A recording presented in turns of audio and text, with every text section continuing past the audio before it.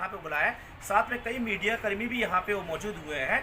और जब इन बच्चों की यहाँ पे वार्तालाप चल रही थी, इसी दौरान जो डीएसओ है, मीडिया कर्मी जैसे यहाँ पे एंटर किए तो डीएसओ ने इन बच्चों से जो मीटिंग और डिस्कशन कर रहे थे, मीडिया कर्मी को देख के डीएसओ और उनकी टीम की सारे प्रतिनिधिमंडल भाग चुके यहाँ से मैदान छोड़ के। बच्चों ने रूबरू एक बच्चों ने अपनी अपनी दुखड़ा सुनाते हुए बताया। क्योंकि अभी पूर्व में मैं एक जानकारी देना चाहता हूँ, मध्य प्रदेश शासन के खेल मंत्री हमारे यहाँ के विश्वास जी के द्वारा प्रयास और कैंट विधानसभा क्षेत्र के विधायक अशोक रोहाणी के प्रयास स्थल से मुख्यमंत्री जी ने बहुत बड़ा तीरंदाजी का एकेडमी हमारे रांची स्टेडियम परिसर में किए। और इस खेल को और अच्छी सुविधाएं, जो भी बुनियादी सुविधाएं बच्चों को मिल सके, किसी भी तरह से बच्चों को असुविधाएं ना हो करके, ऐसे फैसिलिटी के लिए गवर्नमेंट ने हर सुविधाओं का रास्ता खोल रखे हैं।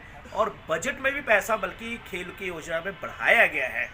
फिर भी लेकिन बच्चों की तो प्रॉब्लम ये है ना कि उनको कुछ नहीं मिल रहा है, प्रताड़ित किया जा रहा है। अब बात यहाँ आती है जो कोच हैं, तो जो खेल अधिकारी है इनको इन बच्चों को कहीं ना कहीं निगरानी में रखना चाहिए। जो यहाँ पे डीएसओ है, ये बच्चों के पालनहार हैं, इनके पेरेंट्स भी हैं, इनके गार्जियन भी हैं, सब कुछ वही हैं। और जानकारी हम बताना चाहेंगे, डीएसओ जो यहाँ पे हैं वो यहीं पे रानीताल कैंपस में ही रहते हैं, यहाँ से कहीं बाहर नहीं रहते कि बाहर कहीं उनका रेसिडेंशियल है।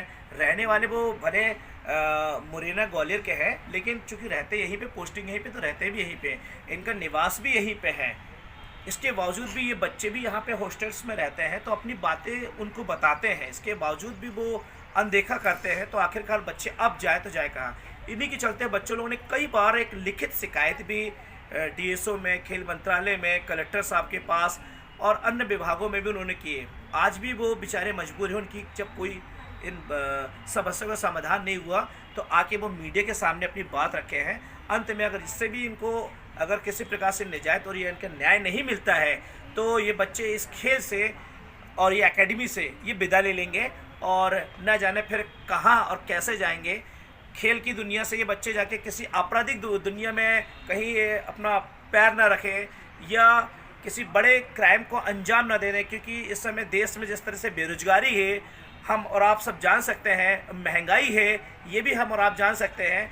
हमारे खेल में कम से कम बच्चे जुड़े रहते हैं। एक खेल की लालसा और लालच में बच्चे लोग की अच्छे योग व्यायाम से जुड़े रहने से, इनकी फिजिकल फिटनेस होने से उनकी पूरी नशा जो रहता है, खेल का नशा, जुनून, उनको एक अच्छे शिखर की ओर ले जाता है। लेकिन इस तरह से अगर बच्चे पीड़ित होंगे और ऐसे ही अगर बच्चों के साथ अत्याचार होगा तो ये मजबूरन आपराधिक गति में जाने में इनको ज़्यादा समय बिल्कुल नहीं लगेगा।